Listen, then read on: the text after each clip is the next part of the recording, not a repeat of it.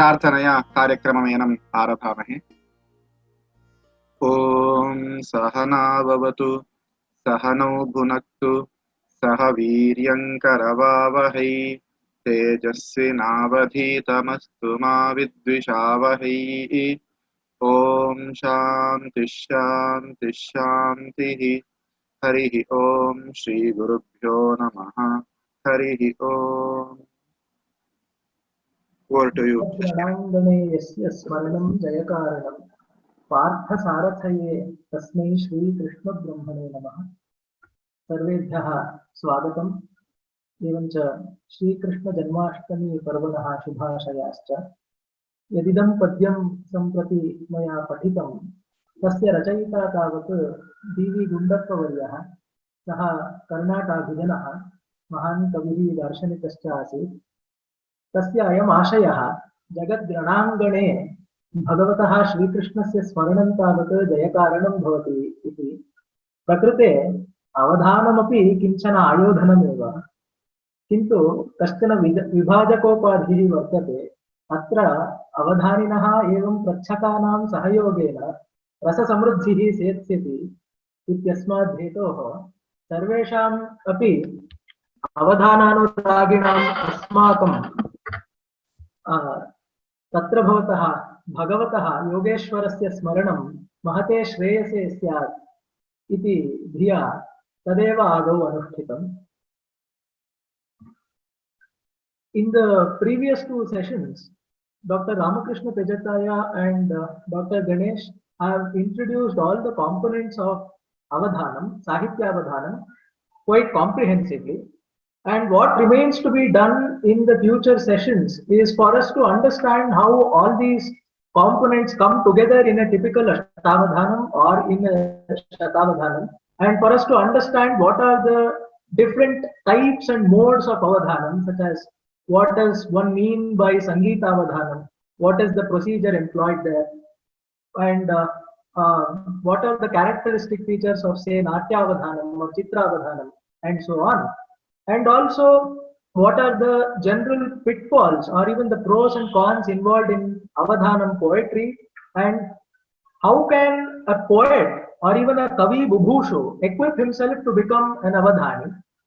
So some of these aspects will be dealt with in the sessions to come. Today I am going to address the topic of Dharana or memory and its connection with Avadhanam. What sort of a bearing that it has on Avadhanam. I shall talk about some aspects, some basic terms employed in the Indian tradition, such as Smriti, Mati, Buddhi, Prajna, Pratibha, and so on. And we shall try to understand the fivefold characteristic features of memory as enunciated, as enumerated in our ancient texts, such as Kosha, Lakshana, Hetu, and so on. And we shall try to understand the concept of Dvyavadhanam and Ekasandhagrahanam, and how should an Avadhani go about composing his verses in the course of a Sahitya Avadhanam so that his compositions are likely to stay in memory for a long time. In Ashtavadhanam, it has to happen for 3-4 hours, but in Shatavadhanam and Sahasravadhanam, multiples thereof. So are there any techniques? Are they really useful and practically employable? We shall discuss all those aspects in due course of time. But before that, I shall take a few minutes of your time to go through the responsibilities of questioners in a typical Sahitya Avadhanam. Because in the previous two sessions, we saw how the components are usually employed in a typical Avadhanam. And the components by themselves are quite passive. And it is the Avadhani, the performer, and the Pratchaka, the questioner, who invests these components with life and energy. So without the questioner and without the performer himself, these components mean nothing. And Dr. Ganesh has talked about the responsibilities or the kind of mindset a performer should have, and he shall also elaborate more on this concept in a further session. But let me talk about the responsibilities and the role of questioners. I shall not deal with all components comprehensively because that is quite outside the realm of the present discussion, and it also serves as general guidelines for one to follow. These aspects just have to be at the back of your head if you happen to be a questioner in one of the Avadhana programs. Let us begin with Nishiddhakshari itself. Dr. Pejattaya inimitably explained the nuances involved, what are the techniques to compose a Nishiddhakshari verse, and if an accomplished Avadhani himself is a Pratchaka, what is the kind of state into which the Avadhani is pushed. The one aspect to be borne in mind by a Nishiddhakshari Pratchaka is one is that of time and another is that of the effect it has on the onlookers, that is the Sahridayas. If the Pratchaka expects the Avadhani to employ a long meter, like say Sraddhara, which has 21 letters in each foot, not that the Avadhani is incompetent to compose a Nishiddhakshari verse using that meter, and a competent Avadhani can do it quite easily. But after a point, it becomes rather uninteresting for the questioners because not everyone can appreciate the complexities involved in the poetic composition in that process, because a lay person sitting as an audience does not really know, is not really equipped to understand what are the complexities involved. But so the onus is more on the questioner to supply the necessary material, and that he can ensure by giving an optimal meter. As Dr. Ganesh and Pejattaya ji said, the maximum length of a meter can be restricted to 14 letters per foot. That is quite optimal. If the situation demands and if the performer is willing, obviously you can up the ante and take up the complexity level to the next order. And also, the time has to be taken into account. If he chooses a measure of a bigger length, he has to go about his negation process quite swiftly. He has to invest great amount of thought behind each negation, but he has to do that quite swiftly so that the process does not, elongate indefinitely. And also, the topics should be such that they lend themselves to poetic composition in a classical mode quite easily. Some questioners have this habit of going through the headlines of the day's newspaper and posing the same as the topic for an Avadhani. Of course, that has a charm of its own, but the Avadhani should spend a great amount of time to mold the topic in a classical form, and not a very great thing to do, I would say. So these are some of the things with the Nishiddhakshari Pratchaka. And one of the participants has asked a question on the mail thread. Please excuse us for our delay in answering. His question, Sri Vignesh had asked that question about the negation of swaras in Nishiddhakshari. Vastutaha swarasya swaranam va nishedhaha nakaryah. It is not encouraged. Such a practice is not encouraged. Negating, vowels in the course of Nishedhakshari. But in case, of course, in the case of competent Avadhanis, if the situation demands, one can go about doing that. And by negating Hrasva Akara, only Hrasva Akara is negated and not Dirgha Akara. Since that question came up, I am trying to give an answer. And the next Vibhaga is Samasya. And in Samasya and Dattapadi, the guidelines are almost similar, especially in both these components. They should be structured so that they can immediately evoke wonder. Since most of Avadhana is Chitra Kavita, and since Chitra by definition means wonder, these components have to give enough room for the creation of wonder or extraordinariness in the program.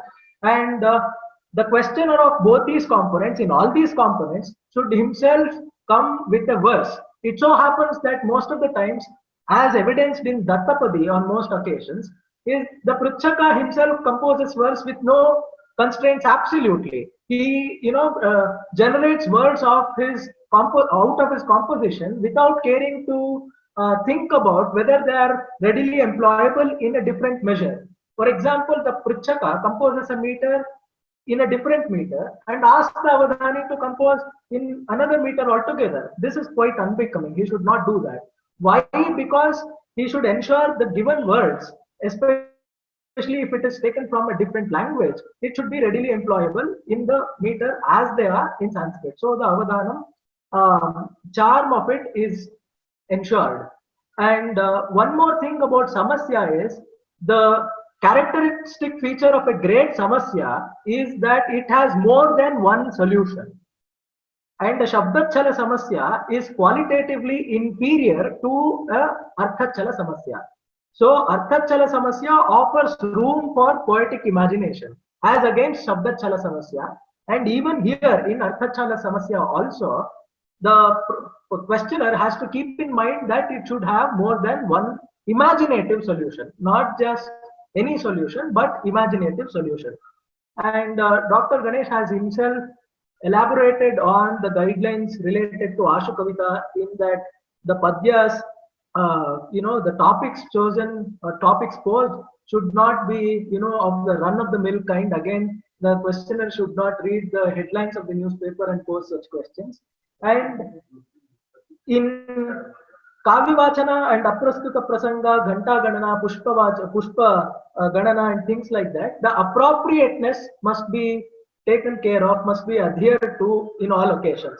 For instance, in Samasya Purana also, if the Avadhanam is taking place in a religious setting, say in a Devalaya or a Matha or in some such setting, it is rather distasteful to pose challenges which is not appropriate for that ambience. Of course, the Avadhani can divest the Samasya with all that, seeming vulgarity, but it is rather indecorous to do so. And the questioner should not take much time to pose his questions. This is again one more important thing. Some questioners, they try to pose their question itself in the form of a padya in a big measure, and also they go on elaborately singing their questions. If there is enough time, okay, but giving over, unnecessary details about the challenge itself, these are some of the things to be kept in mind and avoided as far as possible. These are, some of the brief guidelines about the questionnaires and their roles and responsibilities. Now let me come to today's subject proper, that is Dharana. First, let us understand some basic concepts or terminologies employed in Sanskrit literature connected with memory, intellect, and so on. There are two words to be understood most importantly. One is Smriti and the other is Dharana. Smriti is derived from the dhatu Smr Adhyane or Smr Chintaya. And by this we understand that it has twofold implications. One is that of recollection and the other is that of thinking. Adhyane relates to recollection and Chintaya relates to thinking. The other word is Dharana and that is derived from the root dha dhatu, dudhai dharana poshana yoho. And dharana usually means bearing or sustenance. Dharma is an ethic of sustenance, as all of us know. And in this context, dharana means retention, retaining in memory for long periods of time a verse or some string of words you happen to compose in a situation which is not conducive for long-term retention. That is the basic idea. And there are some more terms like mati, buddhi, prajna and pratibha, as I said previously. And in order to explain that, I shall present to you some of the karikas presented or penned or thought of or conceptualized by an Alamkarika, a great poetician, aesthetician named Bhatta Tauta. I shall share my screen in order to show those karikas so you can readily write them down.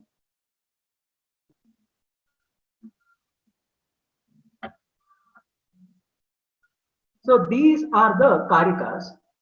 Smritir Vyatita Vishaya, Matir Agami Gochara, Buddhis Tatkaliki Jnaya, Prajna Traikaliki Mata, Prajna Nava Navonmesha Shalini Pratibha Mata, Tad Anupranana Jivad Varnana Nipuna Kavihi, Tasya Karma Smritan Kavya. And it goes on like that. So let us understand each term in its own right. Smritihi Vyatita Vishaya. Smriti relates to the happenings of the past. Mati Ragami Gochara. Mati concerns itself with envisioning the future. Buddhis tatkaliki jnaya. And buddhi is that faculty of the mind which works in the present, which works in the present tense. And prajna traikaliki mata.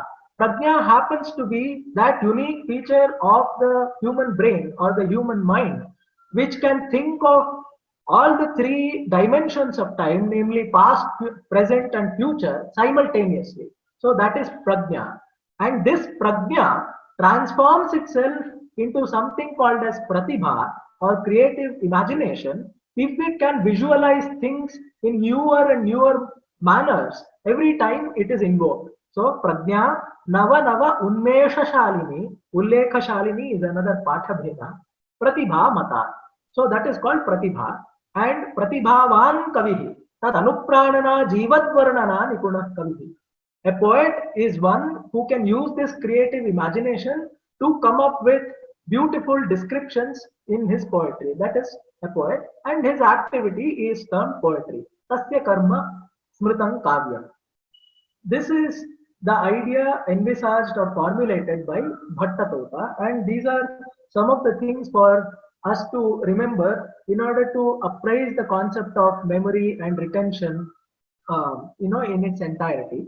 And memory, we should ask the question: does it function independently, or does it function in tandem with some other function, with some other feature of the brain? Memory is not an independent entity. It has to subserve the intellect. Otherwise, the intellect will be bereft of the experiential and the input with respect to knowledge, which is so much essential for its proper functioning. At this juncture, you can remember a statement made in the Bhagavad Gita. Smriti Bhramshat Buddhinashaha. Buddhinashat Pranashyati. This is a very famous statement in the Bhagavad Gita. So Smriti Bhramshat Buddhinashaha. Buddhinashe Sambhute एवं बुद्धिनाशाच्च प्रणश्यति. किमर्थम एवं भवति इति पृच्छायाम्. Intellect also cannot function by itself because it is at most a tool. And how does it function? It uses the kernels of information or data which our sense organs have supplied to us, and it uses that in order to make an incisive judgment of some other thing, or something which we have to theorize upon, or based on which we have to take some decisions or so on. So memory should always assist the intellect. This is one aspect to keep in mind. And the classical Indian approach has always been to maintain an equipoised approach to the three karanas. The trikarana, as it has to be in singular, trikaranam. Manaha, vak, and kriya or karana. At the levels of thought, speech, and action, an equipoised approach is absolutely essential in order to have an unfailing memory. And Bhagavati Shrutihi Braviti, Ahara Shuddhau Sattva Shuddhihi, Sattva Shuddhau Dhruva Smritihi. This is found in the Chandogya Upanishad, and Bhagavatpada Shankara, in his commentary on this mantra, or on this section of Chandogya, he says, Ahara is not just something we consume as food through our mouth. Ahriyate ityaharaha. Tannama yadyat vayam indriyaihi svikurmahe tat sarvamapi ahara shabda bhageva bhavati iti Shankara Bhagavatpadaihi evam pratyapadi shabda shabdadi vishaya vijnanam bhoktuhu bhogaya ahriyate. This is Shankara's exact words. It means that everything we consume through our senses or sense organs is ahara. So if I happen to listen to a melodious song, then that is ahara to my ears. And if I look at a beautiful painting, that is ahara to my eyes. And that is stored as some data points in my smriti, or in the smriti samputa, smriti kosha. And that in turn works in tandem with the intellect for us to function effectively. And in this process of ahara consumption, again Shankara Bhagavatpada explains, if we reduce the influence of our personal likes and dislikes, of our raga and dvesha, then an unfailing memory can be ensured. So this is some of the things envisaged in our philosophical schools. And if we have to understand the dharana or retention in more intelligible terms, as readily employable for our present purpose of avadhana or composing verses, we have to turn to Yashodhara's commentary on the Kama Sutra. He gives a very beautiful shloka enlisting the 5 characteristics of dharana. And once again, I shall share my screen for you to note down that shloka in case you are interested. So Yashodhara, he says, Vastu koshas tatha dravyam lakshanam heturev cha ityete dharana devyaha panchanga ruchiram vapuhu. So 5 characteristics of dharana or retention are enlisted in this present verse. Which are the 5? Vastu, kosha, dravya, lakshana and hetu. Let us understand each of these terms independently. Vastu means the topic to be known. So in Avadhanam, a topic is posed in all the components, right? So that comes under the ambit of Vastu. Kosha means words and their meanings, lexical meanings. Words and their meanings as found in various dictionary and thesauruses. And Dravya is contextual knowledge. Vastu relates to an object by itself, but there are so many things connected with that object, and those come under the purview of Dravya. And this is absolutely important for us to understand, because I am going to talk about a concept called associative memory, and this term Dravya has a lot of bearing on that. So Dravya is contextual knowledge. Lakshana is unique features of the Vastu or the object to be known. You can understand it as some definitions, some rules, and some characteristics connected with the Vastu. Hetu is logical reasoning. How do you reason out the Vastu, at least in your head? These are some of the things you can understand with respect to the 5-fold characteristics of retention. Now, let us take a popular verse and try to think of it in terms of these 5 characteristics of retention. I shall choose a very popular verse which everybody can relate to very easily. It is the first verse of Kalidasa's Raghuvamsham. It is Vagartha viva samprukto Vagartha pratipattaye Jagatah pitarau vande Parvati Parameshwarau. So like I said, Vastu is the topic to be known. And this, as we all understand, since it has the word one day, it is an invocatory verse. It is the first verse of Kalidasa's Raghuvamsha, and it functions as a sign of invocation, where Kalidasa prays to the primordial couple Shiva and Parvati. That is about Vastu. And Kosha.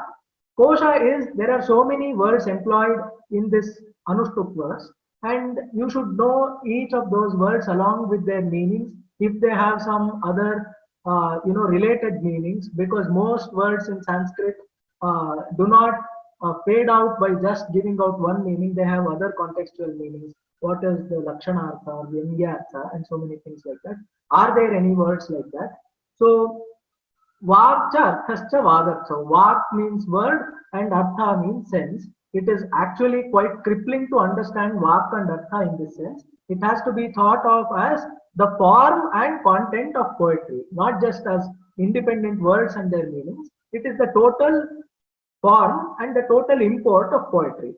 And also the word samprukti here is very important. It is derived from the dhatu prucha. It means union. Samprukti, it means union.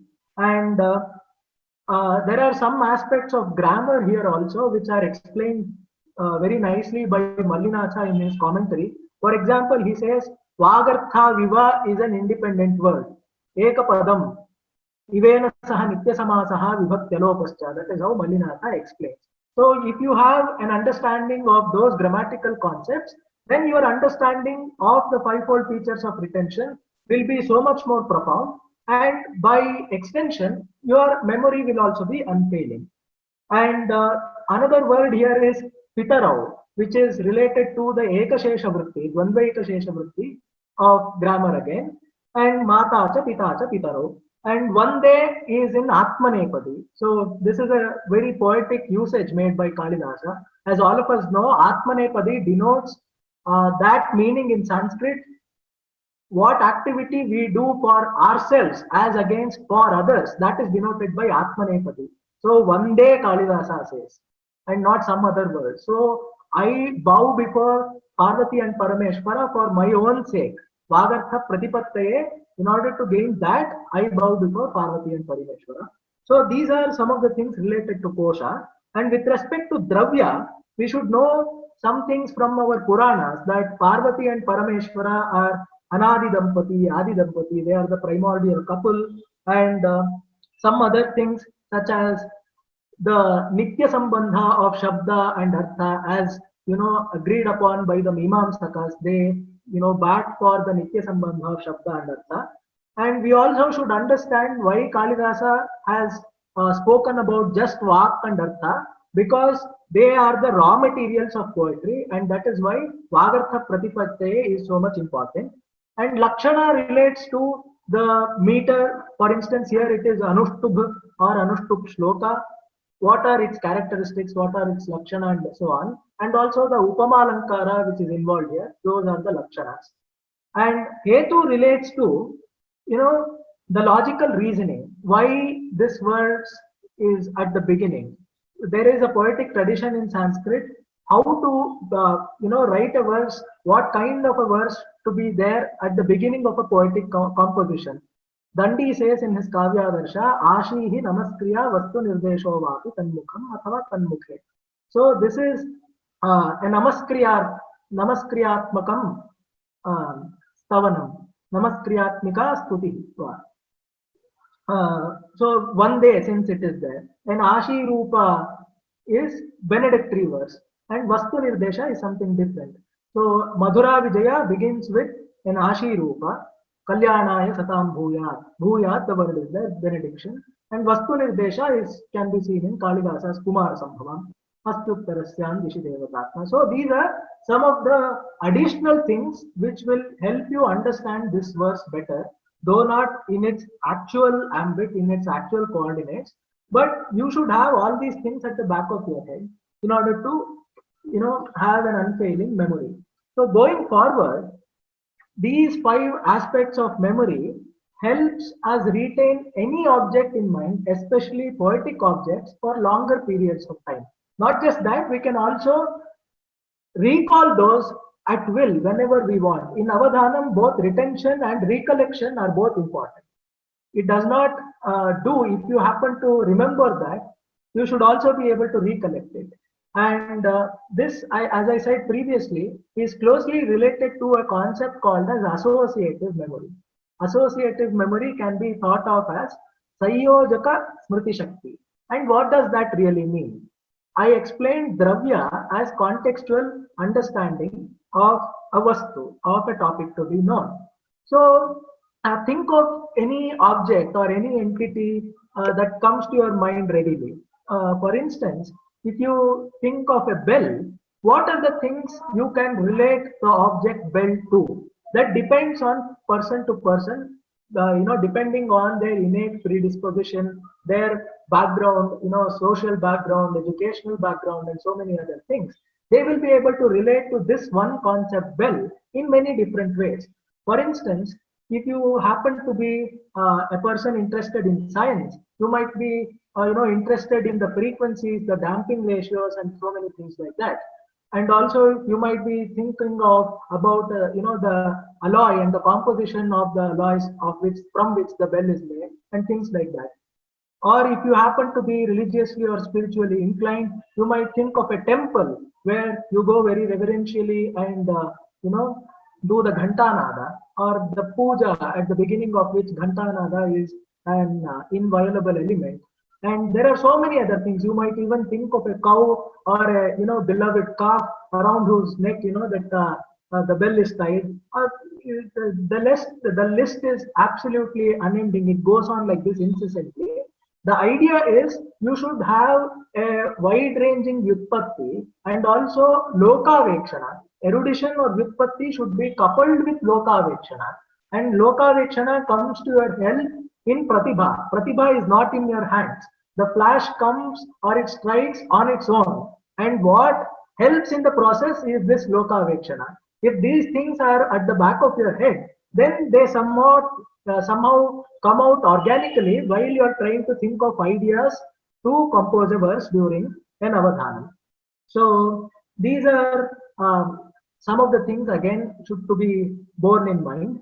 And an object is best retained in memory when we totally understand it, not during the process of understanding it. This is also very important. What happens during an avadhana? You are given a topic. Maybe you are totally oblivious to the topic, that is completely new to you, or it might even be news to you. So how do you go about understanding that topic? Using all your elements of pre-earned erudition and come out with a verse. That means that you are trying to understand or trying to conceptualize the topic in your own way on the fly. You are doing it in real time. This does not help the cause of dharana or retention, because as we understand it, if we know a thing left, right, and center, horizontally, vertically, diagonally, and everything, then we can talk about it in whichever language we please to do, and we can think about it in whatever manner, and aspects related to it will readily come to our mind. That is what we all of us know from experience. But in avadhanam, one has to do it on the fly. He has to be, an avadhani has to be on his feet all the time. So this really throws a great challenge at retention, and that is why an avadhani is a notch above all other mortals such as me. And even here, there is an important distinction to be made between avadhanam and quiz. Oftentimes, avadhanam is equated or counted on par with quiz. This is really not a very good equation to draw because it is flawed on so many counts. Quiz absolutely relates itself to memory and memory alone. Whereas in avadhanam, retention or memory is just a tool. It comes to the help of creative imagination and more than that, spontaneity. The prasangavadhana that an avadhani should have it should be really remarkable. And memory just serves as a karana or a tool to equip the avadhani to just go about his chosen field, to go about his chosen profession. So equating avadhanam with other sports or other forms of human endeavor like quiz is very limiting. One must not do that. I am stressing on this point because this, it has become rather a fad to present avadhanam as it is. One should not do that. And also, more importantly, what are the factors that come to the help of an avadhani to compose a verse and also remember it? These are the structural nuances or structural subtleties of versification. Like Dr. Ganesh mentioned in the very first session, Shabda Alankara, Vyakarana, Samasas, these are really the things that come to the rescue and come to the help of an avadhani. And let us try to understand that through an example here. But even before that, that is why Dr. Ganesh emphasized on those aspects so much on the very first session. I am going to show you a verse which is replete with Shabda Alankara or figure of speech, figure of sound more precisely. And also it has great compounded words, and how these aspects help in retention. And in order to do that, Dr. Ganesh and I have recast that verse into the same meter, but without the figures of speech and the compounding, and also in prose. So we can really understand how the verse replete with figures of sound and compounds, lends itself best to retention, and how the last in the list is prose. So I shall share my screen now.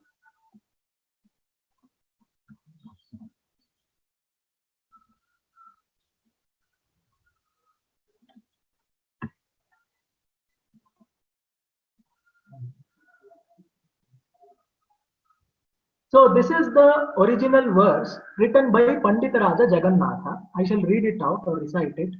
Dordandadvaya kundali kritalasat kodanda chandashugadhvastoddanda vipakshamandalamata Tvam vikshya madhyeranam Valgadgandiva mukta kandavala yajwalavali tandava bhrashyat khandava rushta pandava maho Onakshitisha smaret.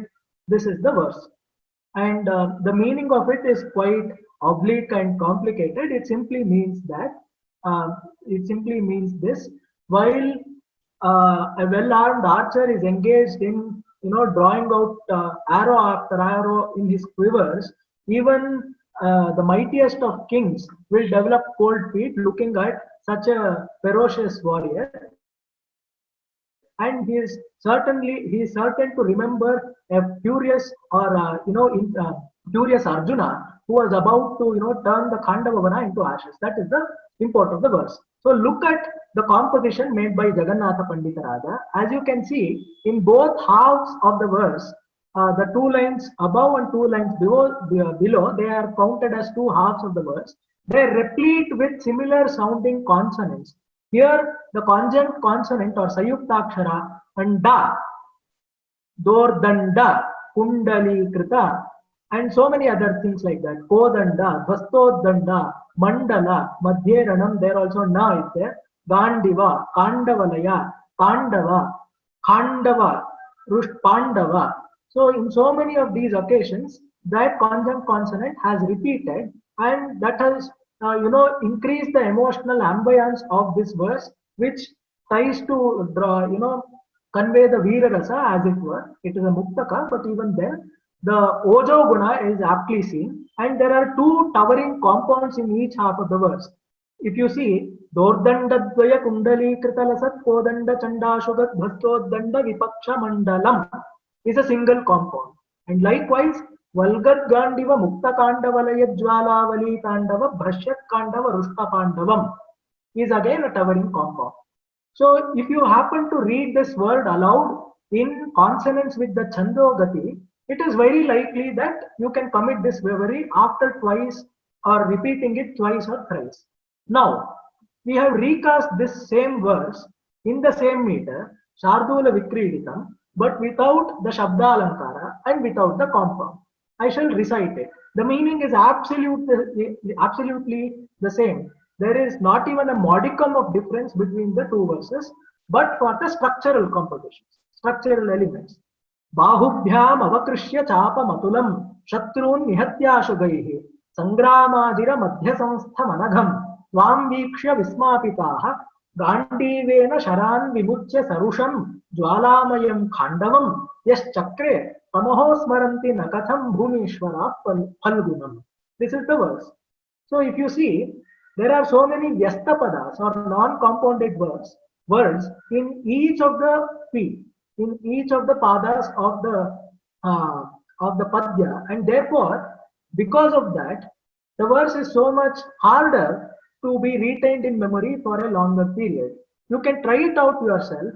Try reading aloud the first verse, the first version, and this version, and see how much time it takes you to understand. I was talking about how structural nuances like figures of sound and compounding is conducive to retention. And I read out this remodified verse in the same meter, Shardula Vikriditam, which is inconducive to retention. And look at a Gadya rendering or a prose rendering of the same idea. You can see for yourself that however many times, regardless of the number of times you read this out, you cannot commit this passage to memory as easily as you do the compound laden verse. Dorbhyam banasanam avanamaya tekshnai sharai shatrun marayitva ranangane lasantam tvam viksha vispita radhanah kevana smaranti gandivena banan visrujya khandavavanam bhasmasat kritavantam kupitam arjunam. So the import is absolutely the same. There is no difference. In fact, we had to cuff our hands to make this prose and even the remodified verse as dull and uninteresting as possible, just to convey the idea that well ornate, well adorned composition is best suited for retention. That is one aspect to be borne in mind. And by this very factor, we can understand one more thing, that those components in an avadhanam, which in which the avadhani spends a great amount of time, the period and intensity of active versification, these two, in which components they are seen to a great extent, the verses composed as parts of those components are remembered very easily. For example, take Pratyakshara Nishedha. There, a linguistic tug of war of sorts ensues between the performer and the questioner, because a negation happens during every syllable, and therefore the avadhani invests so much of mental energy behind the composition of each letter, not each word. In fact, if you ask a competent avadhani like Dr. Ganesh, you will know that an avadhani has at least two options before him before uttering a single letter. And if the questioner is really competent, he must have a minimum of three options. And even then, sometimes the situation might outsmart you, but that is a different case. So even in difficult varieties of Chitrakavya or Dattapadi, where a lot of thought has been gone into the composition of those verses, they can be remembered easily. And as a contrast, as a polar opposite, you can observe those verses composed as parts of Ashu Kavita, say, where the verse is rendered in at one go. There is no composition in installments. It does not happen in 4 different rounds. Therefore, that verse is comparatively more difficult to be retained in memory. Of course, avadhanis do exist with prodigious memory who can retain a verse composed on the spot impromptu readily, but that is a rarity. I'm telling these as general guidelines. And also, one more thing to be retained in memory here for us in the present purpose is that there is a saying in English which goes something like this: first impression is the best impression. And this might go wrong in any other aspect of the performer's life, but this absolutely unvaryingly holds true in his endeavor of avadhanam. Why? Because he should not be too fidgety or too choosy in his choice of words. He should, go on with whatever word comes to his memory at the first instant. Otherwise, what happens is those words which you jettisoned away, which you did not want, they prop up whenever you try to recall the verse. For example, if Kalidasa happened to be an avadhani and he came out with the first verse of Meghadutam, say Kaschit Kanta Virahaguruna, and there is a Nyaya, a bad one at that, Kaschit Kanta Nyaya. So if he might get to know about that and say, let me recast this verse, Kachit Kanta Virahaguruna. If we happen to compose this verse or this line, and if we try to remember the same after a point, say after 2 rounds, when during the third round of avadhanam or something, Kaschit Kanta Virahaguruna would come to his mind and not Kachit Kanta Virahaguruna, because that is the first word he employed. And Dr. Ganesh explains this quite beautifully, remarkably, while explaining this concept. He says that while engaged in active composition, the performer's mind is fluid-like. It is actually something like molten lac. And whatever the words that come to his memory in the beginning, they form concrete impressions on that fluid. They emboss on it, and they cannot be changed however much you try. So this is from the experience of an avadhani, and you should bear this in mind. Of course, the avadhani should use words very discriminately, but that comes with practice, and that practice should happen in Griha Kavitva, not Sabha Kavitva. Sabha Kavitva is not, you should not come out with your answers to the questions. It is not like submitting an assignment to a teacher. No, it is a performing art. Therefore, you have to entertain your audience. That is, the onus is on you. Therefore, you should not take much time to think. You are expected to utter one word and one verse after another. Whatever the ordeal that you undergo, that might be very good, that might even be very interesting. It is really tough, and we all have great sympathies for you. But that should happen at home during Griha Kavitva, not Sabha Kavitva. This might seem very cruel and harsh, but that is the reality. Um, One more thing to be borne in mind is that so many other things act as natural enhancers of memory rather than artificial enhancers. There are certain natural enhancers of memory, and these are not high flown things.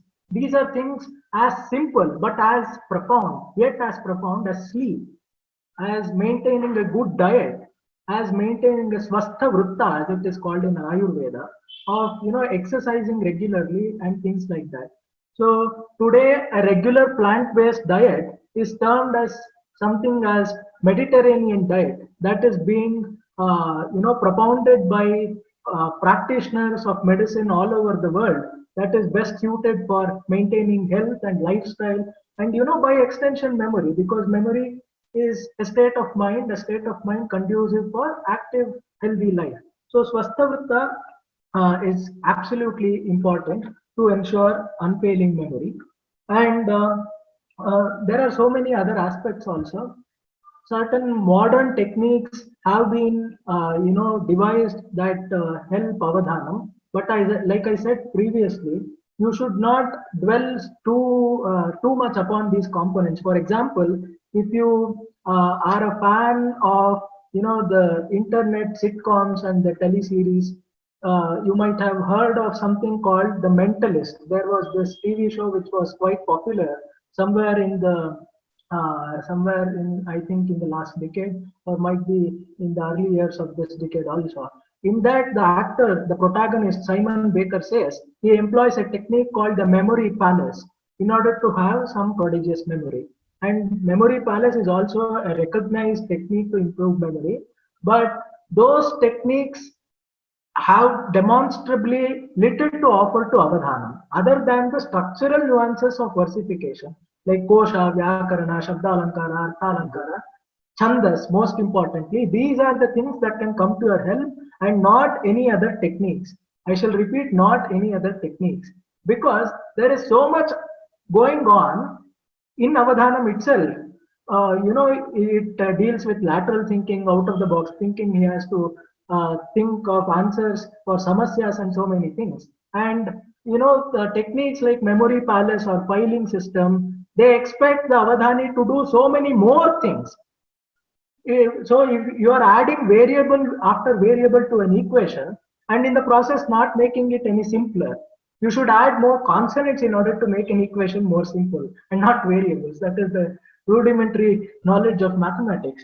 So that should be borne in mind all the time. And this closely relates to a concept called Dvyavadhanam. Dvyavadhanam is one related component. It says that regardless of the number of components in an avadhanam, the performer actually has to concentrate only on two things at a time.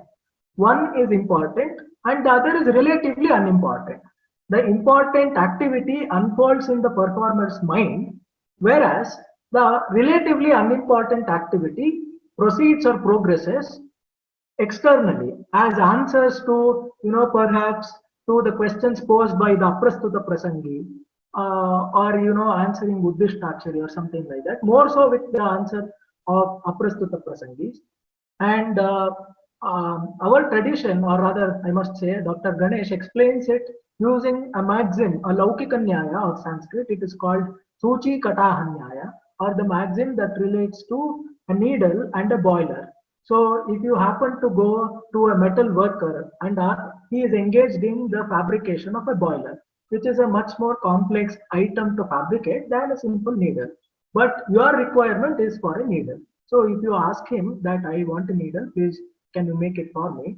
What he would do, or what he is most likely to do, he will stall his fabrication of the boiler, quickly furnish or quickly fabricate a needle for you, give it, and then resume his fabrication of a boiler. That is the thing that usually happens. So the making of a boiler is the important thing. And as related to avadhanam, the answers to samasya purana, and recollecting the answers to the Avadhani uttered as answers to components such as Nishiddhakshari. Those are the important things, and like I said, they unfold in his mind. Whereas answers to Aprastuta Prasangi is like fashioning a needle, that is answering to Aprastuta Prasangi. So the question might even be asked: is the needle to be used to prick the Avadhani? An Aprastuta Prasangi is very likely to ask this question. Competent Avadhanis are here to answer that question for him. And there is one more concept, and there are actually so many more concepts, but I shall enumerate a couple of them and take leave to answer many questions because we did not get enough time in the previous sessions for question and answers. One is called Ekasandhagrahana or Ekasandhigrahana, and there are things like Dvisandhigrahana, Trisandhigrahana, and so on. It means that you can retain in memory and be able to repeat it absolutely anything by listening to it just once. Our tradition records the names of quite a few number of people who were Ekasandhagrahis. For example, Sriharsha, the far-famed author of Naishadhiya Charita and Khandana Khanda Khatya, so many other works, and Shankara Bhagavad and Jagannatha Pandita Raja, even Bhagavad Ananda Tirtha. These are some of the people who are said to possess impeccable memory and even the faculty of Ekasandhagrahana. And Dr. Ganesh also spoke about some historically recorded instances of where people, demonstrated their abilities of Ekasandhagrahana. For example, the far-famed performer from Andhra, Sriman Madabhushi Venkatacharya, was a prodigious Ekasandhagrahi. And there are so many anecdotes related to this Ekasandhagrahana, related to Kalidasa, and related to Raghavanka, a Kannada poet, who used his own a meter of his own fashioning called as Uddanda Shatpadi to outsmart some ignoble triad of poets in a king's court. So it so happened that there were three people in a king's court who were very, who thought very highly of themselves, and they did not want any other poet and to come and gain the king's patronage, so that their position in the king's court will be compromised. They did not want to compromise their own position. So what they did was, when a poor poet came to the royal court and said a composition, said a line of his composition, then one person, Ekasandhagrahi, would say that he would readily repeat it. And how would that reflect on the poet? That he has plagiarized this question, really plagiarized this line or poem. If the person in the king's court already knows this composition, the poet who seeks patronage is expected to, recite a new composition, his own composition. And plagiarism is unthinkable for poets of not just of those times, but even of these times where intellectual property rights are at an all-time high. So these are some things which have to be kept in mind. And after listening to the poet and the Ekasandhagrahi repeat it, the Dvisandhagrahi would follow, and then would follow the Trisandhagrahi. So what would the king think? That three of people in my own court already are able to, think of this verse. They already know it. They are great scholars and poets themselves. So he would be sent out unceremoniously. And this story traveled far and wide and came to the ears of Raghavanka, who was a Kannada poet. And he wanted to teach these three people a lesson, this triumvirate a lesson. So he devised a meter called Uddanda Shatpadi. This is somewhat different as the more popular variety called as Vardhaka Shatpadi, and completely different, I must say, from Bhamini Shatpadi. So this Uddanda Shatpadi does not lend itself very easily. Its metrical rhythm itself is very hard to grasp. So if any person tries to read out that verse, then he is likely to take much time in trying to read out. Forget committing to memory. Reading out such verse is really difficult. So Raghavanka finally succeeded in teaching the lesson to these poets. So there are many anecdotes like this concerned with the concept of Ekasambhagrahana and things like that. And so yeah, these are some of the things that I wanted to talk to all of you about today. So please ask questions. We have ample time today to uh, answer all your questions. Dr. Ganesh himself here can try to answer all these questions. But before throwing the house open for question and answers, I must make an unequivocal statement that one should never exalt the position of memory in Avadhanam. Like I said, memory is a tool in Avadhanam. Many people harp on the importance of memory, especially as related to Avadhanam, and they try to, project Avadhanam as somehow a module to improve memory and things like that. They try to commission such exercises and they try to somewhat encash the scenario. That is really unbecoming.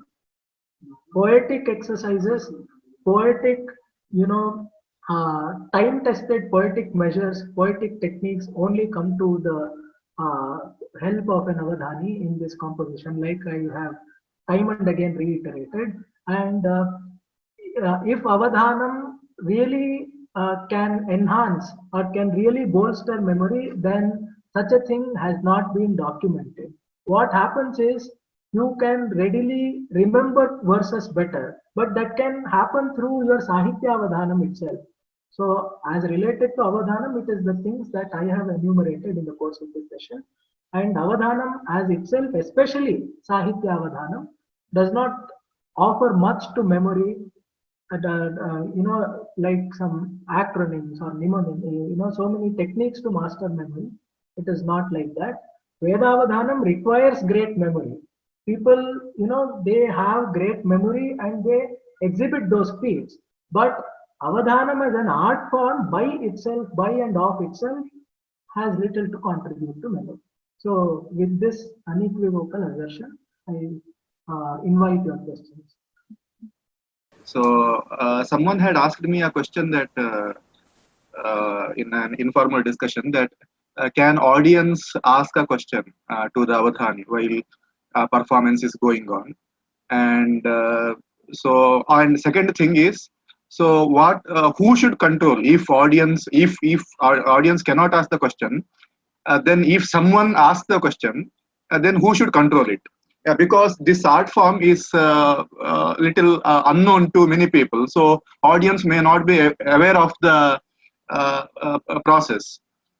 So the answer is actually audience cannot ask the question because it actually stops the flow. That is one thing. And second thing, in such cases, Aprastuta Prasangi has the freedom to speak at any place. So Aprastuta Prasangi is not only a joker.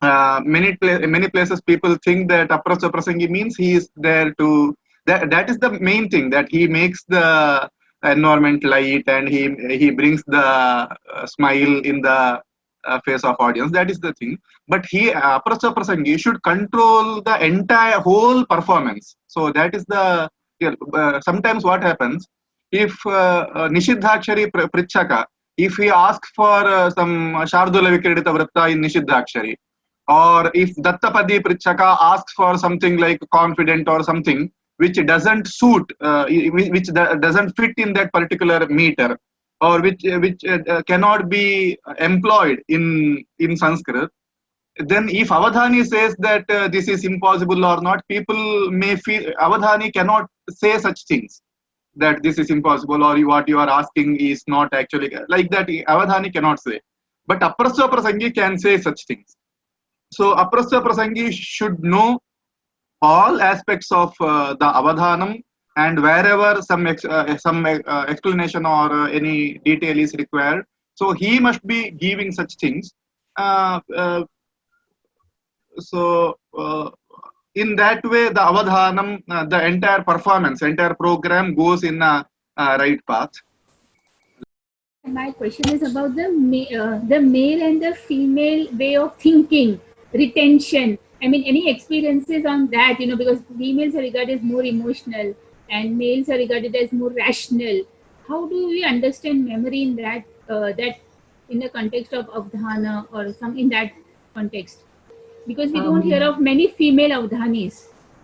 There have been many female Avadhanis, Okay. Dr. Ganesh explained, but Madhuravani herself, who was remarkably gifted with, the faculty of retention. So there is no thing like a female has more powers of retention and a man is more, forthcoming in devising verses. Nothing of the sort. Both people are equally capable, and both people can equally achieve great feats in Avadhanam. So the concept of retention has little to do with gender. It has so much to do with erudition, and it has much more to do with active versification and things like that. More imagination. And imagination is absolutely not connected with gender at all. Nobody can claim monopoly over imagination or on any of these things.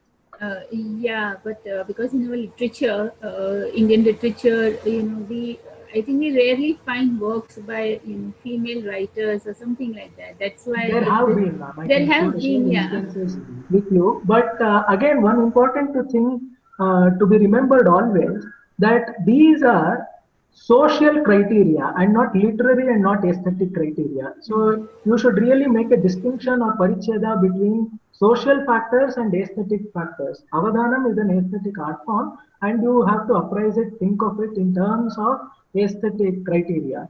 Gender, and there have been many historical reasons for women not taking into the composition of so many things like that. But now there are great opportunities, and there are different strata of the society also come into the picture here. But regardless of all that, the firm answer is that just the compositional nuances are by themselves enough for retention in Avadhanam. Any other question? Vinay C raised his hand. Yes, please. Vinay ji, please.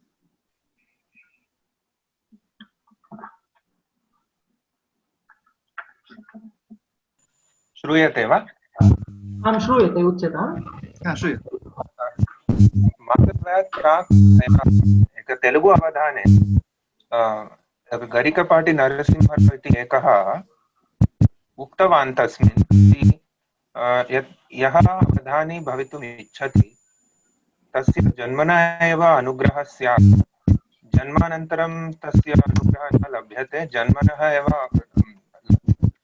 भवितव्यम् इति सः उक्तवान्. तत्तु शिवस्य अनुग्रहः इति उक्तवान्. तत् सत्यं वा? सत्यं यावन्मात्रं सत्यम् इत्युक्ते प्रतिभा तु दैवाधीना, तावन्मात्रं तत् सत्यमेव. किन्तु व्युत्पत्तिः मानुषाधीना खलु. व्युत्पत्तिः अभ्यासश्च आसादनीयो, व्युत्पत्तिः प्रयत्नेन आसादनीया, अभ्यासश्च करणीयः एव. इदानीं तत्र दैवं पुरुषकारः इति व्यवहारः वर्तते एव खलु. I think Dr. Ganesh will answer this question.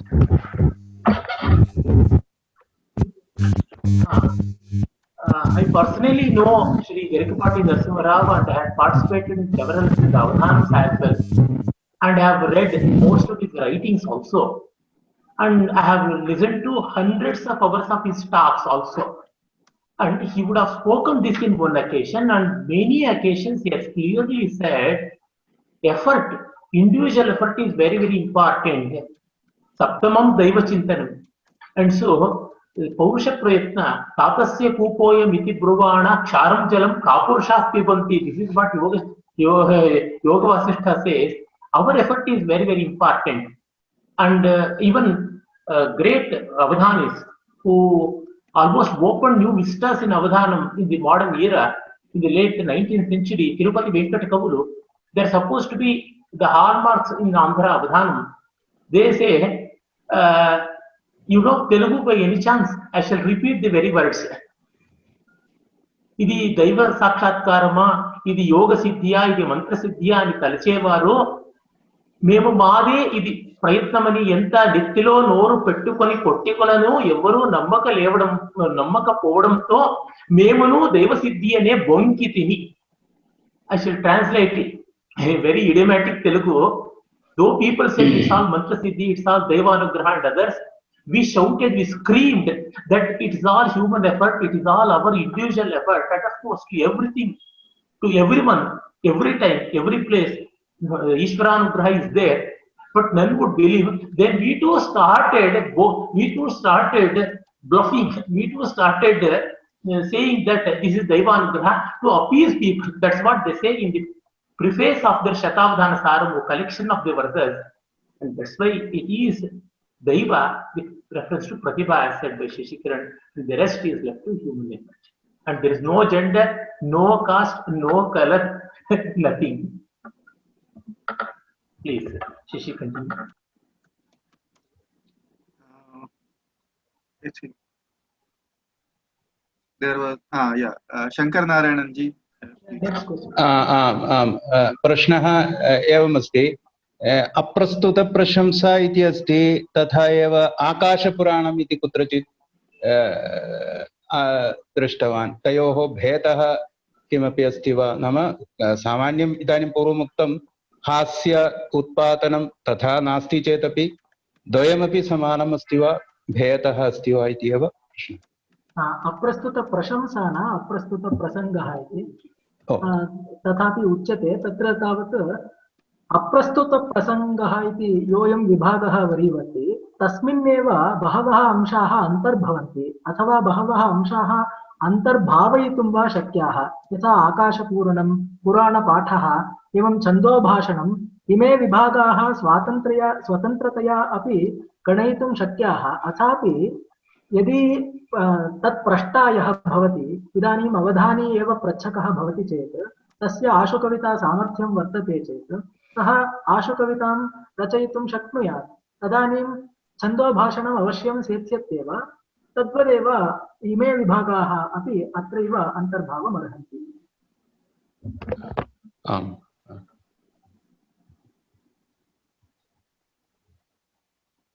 Is there any other question? Let me give some more clarification. Akasha Purana usually happens in a manner where two avadhanis are involved. Janta Kavalu. This is what Dr. C.V. Subban Shatavadhani in his doctoral thesis Avadhana Vidya writes. Accordingly, one person will be composing verses, something like a Champu pattern. A new Purana-like pattern will be spun. And the other person will be explaining it in the traditional Puranic way. If one person gives a verse, the other person will be explaining it. By the time it ends, he will be ready with another verse. In that way, 4 or 5 verses will be narrated. And the theme taken will be highly contemporaneous. And naturally, it will evoke a lot of humor, sarcasm, wit, and other things. That's how. And this is also part of the superset Aprastuta Prasangam, because in Aprastuta Prasangam, if the Avadhani is capable, he will be coming out with verses after verses at any time and even explaining them in a humorous manner and evoking a lot of hilarious situations there. And so this will happen. And then earlier we mentioned that this consolidation has happened and not at the cost of quality. Even this condensation is very important. This is Shastra Sankalana, as we can say. Any question? Thank you. And Vipasha Jain had raised her hand.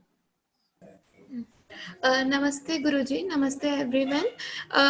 My question was like in Aprastut Prasanga, the questions asked, are they related only to the Puranas? Like you mentioned about how the Shankarji chopped off his head and why did he put, so the only those kind of questions are asked, or what are the parameters, like about what the questions can be asked? Well, very nice question. From marble to metaphysics, anything and everything can be asked. But Avadhani cannot be expected to give correct answers. The very purpose of Aprastut Prasangam, you should never forget. Again, you are turning your moods to serious situations. No, not at all. Humorous evocation. And if Avadhani wills, he can give serious answers also. But it is left to his or her choice. Vrichaka has to accept what he says. No, it is wrong, not like that. Because that itself is not a serious one. And also the Vrichaka is given open permission to intervene at any time. And also his very purpose is to see that the focus of Avadhani is distracted and also the gathering is entertained. Avadhani Mano Bhanjana, Mana Ekagrata Bhanjana, and also Sabha Ranjana. These are the two things with which Aprasthuta Prasangi is connected. And that's how the whole process goes. And also, in many of my Avadhanams, it so happened, Aprasthuta Prasangi will be saying, Avadhani, Avadhani, I will turn to him. Nothing, you can continue. This much. I would say, just as a fly coming and dropping into a cup of tea, you are doing it without any purpose. You are not even entertaining, you are not even allowing me to focus. That's so jovially it will be said. Any subject can come in. Once when I was performing in Sringeri Shankar Mutt, the great Swamiji, who is a very learned scholar and also good connoisseur of Avadhanam, he himself was sitting, he always intervenes. He is a super Aprasthuta Prasangi. He will intervene in any and every component of Avadhanam, and he, in a serious mode, he said, having first entered the great invader Alexander, having first laid his foot, what next he did? He laid his second step, that's I said. This is so simple and answer. Anything could have happened. This is the immediate thing. So in that way, anything can go. Once it was said, how come a chick would enter into the egg? No, he said, how come a chick can come out of the shell? Then I told, it's more wondering how it entered into the egg. That's so many humorous answers can be given. Sometimes very serious things can also be asked. It all depends upon the prowess of the Avadhani, proficiency of the Avadhani. An Avadhani who is a competent astrologer and knows the science of astronomy, like our Ramakrishna Pejataya, if they said something like Gajakesari Yoga, Nipuna Yoga, what is that? He could immediately say. What I would say, I don't know anything about that subject.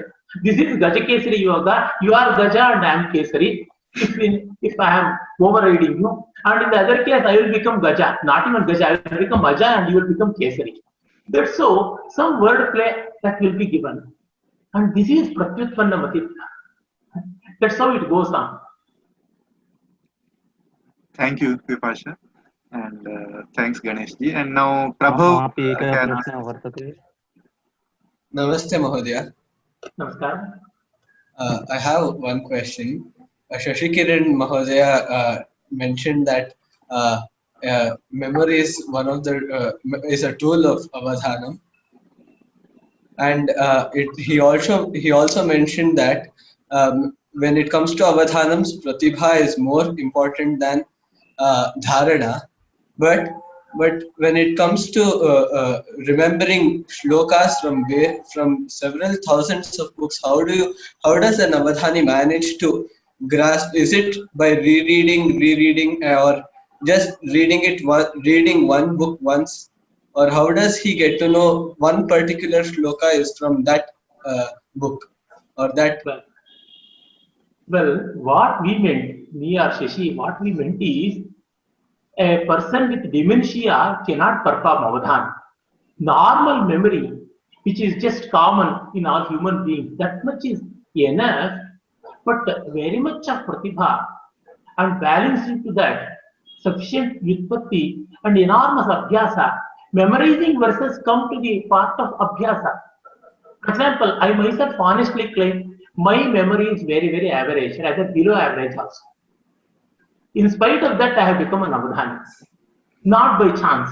Not one or two performances, thousands of performances have given me what? That itself shows. And also you told one point, very important, but we have to go through Kavyas and bear in mind all the verses. But, well, in Kavya Vachana, how to remember? This may be your question. Avadhani need not remember the verses by heart. If he remembers well and good, it will add up to his Vyutpatti also. There are a lot of thousands of verses one has to memorize just for our enjoyment and even to get the competence over the words. Just by reading the dictionary we cannot. Only when we remember only when I have a context, then the words can be remembered. My friend Shankar has a phenomenal memory. He says, has read the Apte College dictionary, student dictionary, more than 60 times. I always used to make a jovial statement as the great poet scholar Vedanta Deshika says, Vimshatyabde Vishruta Nanavidha Vidyaha, Trimshadvaram Shravita Shariraka Bhashyaha. I used to apply that to Shankar. Vimshatyabde Purita Vaidyaka Vidyaha, Shashtirvaram Vachita Apte Pada Koshaha, like that. I used to say. 60 times he had read cover to cover, almost. He would say, this word is not seen in Apte. It means it is over. And how come you remember those words? I said once. That in Apte we have all references. Magha, Kadambari, Raghuvamsha, and so many books have been cited there. But not in the case of Monier Williams. In Monier Williams, words, meaning, etymology, roots, everything are given, but not citations. These citations are very important. In a context will be remembered. I remember, for example, a word Ashtila. Ashtila is a seed or a round object, small round object or a cylindrical object. That I remember because it has appeared in Mahabharata. And on the other day, Pejataji mentioned Skya from Ramayana as Nauka. It is also on Yajna. By going through Shrauta, I remembered this unique word. In that way, the contexting is very important. And in Kavi Vachana, what happens, when a verse is recited, if you know that by memory, if you have gone through the verse quite a few times, then you'll be immediately remembering. If not, you have to depend upon the elimination technique. How? For example, something like Sahasa Vidati Kriya is a very famous one. Apane Mudetu Michata Timiram Lokam Imam Ravi. Like the next verse is recited. I may not be knowing. But immediately this is connected with some didactic theme. And it is in Yogini meter. Who are the great poets who have used the Yogini meter in Sarga? First comes Kalidasa. In Raghuvamsha's 8th canto, it is Indumati Viyoga. It is not at all connected with the didactic context. It is completely connected with the pathos, lamenting. And the same case with the 4th canto of Kumar Sambhava. These two options are ruled out. Then Magha. No, he is not using for Rajaniti. He uses Anushtup. Then it is Bharavi. Then once Bharavi is fixed, here and there, how come? This is a sober way of addressing things. It means it is not from the mouth of Bhima, it is from the mouth of Dharmaraja. With that much is graph, you can manage. That's so, this way of elimination technique. And also you'll be knowing the style of a poet. One can very easily say which is the style of Kalidasa and which is the style of Sriharsha. And which is the style of Bharavi and which is the style of Nilakanta Dikshit.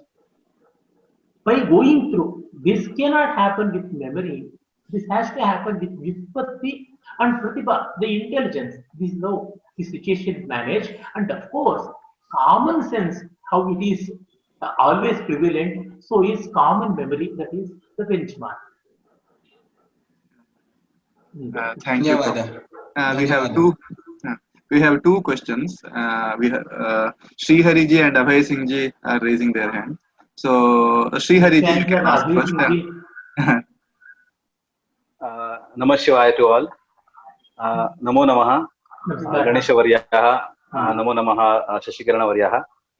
अत्र मम प्रश्नः अस्ति ये पृच्छकाः सन्ति खलु ते प्रश्नान् पृच्छन्ति तदा तेषां कृते कश्चन क्रमः तस्य निर्धारणं भवति वा एषः पृच्छकः एवं अधुना प्रश्नं पृच्छति अनन्तरं सः ईदृशः कश्चन क्रमः वर्तते वा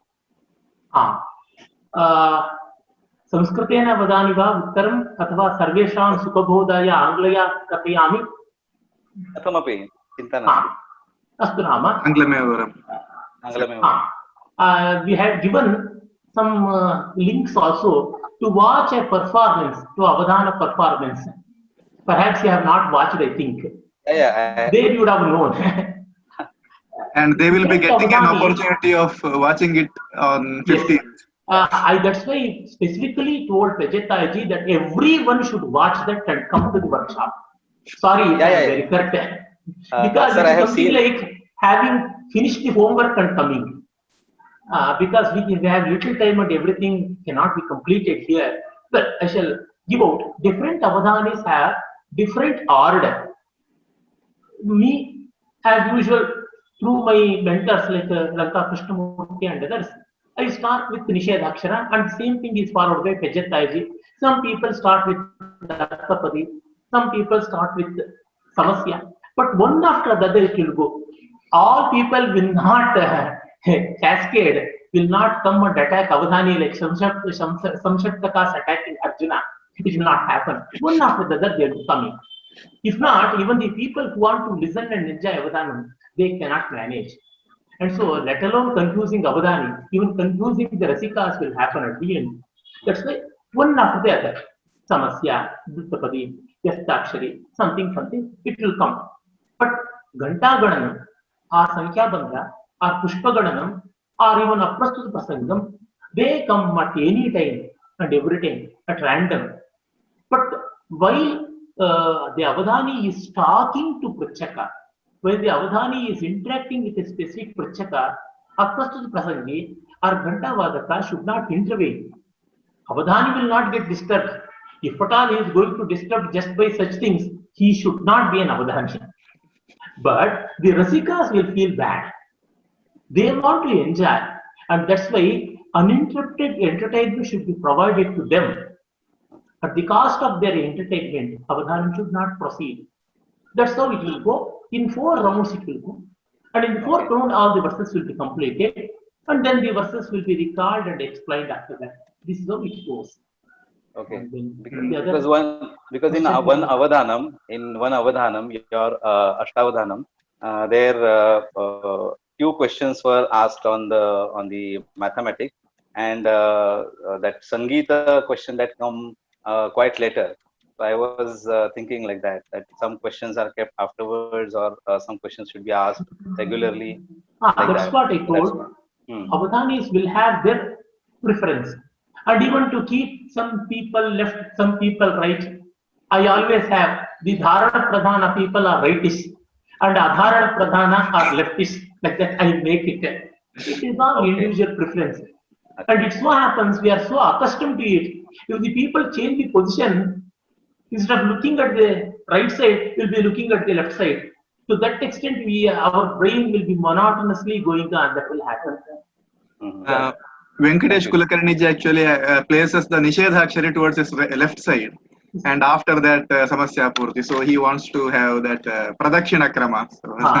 So, and I am happy to inform you all that we have organized one Ashtavadhana program as a part of this workshop only, that on 15th of August.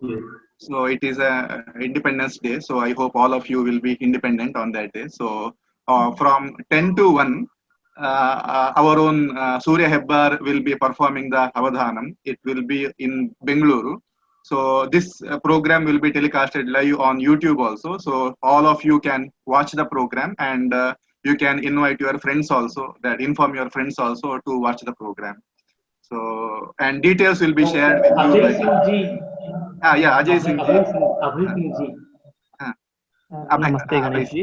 कृपया कथ्यताम्। मम प्रश्नः रसच्छन्दसोः कः सम्बन्धः? कमपि विशिष्टं रसं प्रस्तोतुं कस्यचित् विशिष्टस्य छन्दसः आश्रयः गृह्यते वा? अथवा सर्वाणि छन्दांसि सर्वान् रसान् प्रस्तोतुं शक्नुवन्ति? अवश्यं कथयिष्यामि। बहुकालानन्तरम् अभय सिंह महोदयस्य दर्शनं सन्तोषाय महाभागा भवते दर्शनं भवता दर्शनं दिल्ल्यां दृष्टपूर्वं दृष्टपूर्वो भवान् सम्प्रति इदानीं श्रूयते च अवश्यं सम्पर्कः पुनश्च करणीयः। कृपया पश्यतां भवतः संख्या येन अहं कथयामि इतोपि कथयामि। इदानीं रसच्छन्दसोर्मध्ये को वा सम्बन्धः अवश्यं वर्तते एव, परन्तु यथा निर्दिष्टाः रसाः भवन्ति, आङ्ग्लभाषया काङ्क्रीट् रसाः इति कथयितुं शक्यते, मूर्तरसाः इति शृङ्गारवीरकरुणाद्भुतहास्य भयानकादयः, तेषाम् अपेक्षया ये रसधर्माः इति विद्यन्ते धृति दीप्ति विकास संकोचादयः रसधर्मान् आश्रित्य छन्दसां गतयः भवन्ति। तद्विषये महदस्ति वक्तव्यं, परन्तु समयः नावकाशं दीयते इति हेतुना संक्षिप्तरूपेण कथयामि। तत्र तावत् एवं वर्तते, यत्र सुकुमारबन्धो विद्यते तत्र सुकुमाररसानां नाम धृतिप्रधानरसानां प्राधान्यं। यथा द्रुतविलम्बितं शृङ्गाराय तथा करुणाय अत्यन्तं युक्तं वृत्तमिति गण्यते। परन्तु श्रद्धरा अथवा पृथ्वी तदनन्तरं हरिणी इत्यादीनि छन्दांसि यत्र प्लुतयः विकटता सर्वं विद्यते तत्र दीप्तिप्रधानरसाः भवन्ति, यथा वीर अद्भुत रौद्रादयः। यथा प्रसादगुण विन्यासो विद्यते तथा अनुष्टुप् छन्दसि अथवा मालिनी छन्दसि ईदृशेषु वृत्तेषु सामान्यतः प्रसादगुणरूपेण सर्वत्र। तथा च सर्वरसनिर्वाहक्षमाः केचन वृत्तबन्धाः भवेश्च। यथा अनुष्टुप् छन्दः, वसन्ततिलकच्छन्दः, आर्याच्छन्दः, आर्याप्रभेदश्च, तदनन्तरं शार्दूलविक्रीडितम् इत्यादीनि वृत्तानि तावन्ति सर्वाण्यपि सर्वरसनिर्वाहक्षमाणि भवन्ति। तत्र तु सर्वात्मना अनेनेव वृत्तेन एषमेव रसः प्रतिपादनीयः इति नास्ति नियमः। तथापि प्रकर्षः यत्र वर्तते, यथा उच्यते खलु एकेन रागेण एवं कश्चन निर्दिष्टो रसः अमुकरसः निष्पाद्यते इति, परन्तु रसान्तरमपि निष्पादयितुं शक्यं रागेण केनापि। परन्तु सौकर्यं कुत्र वर्तते?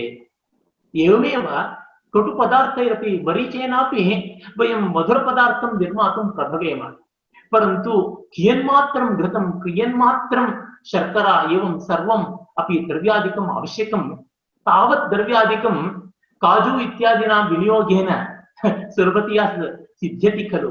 एवम् अस्माकमपि न्यायः योजनीय इति मतिः।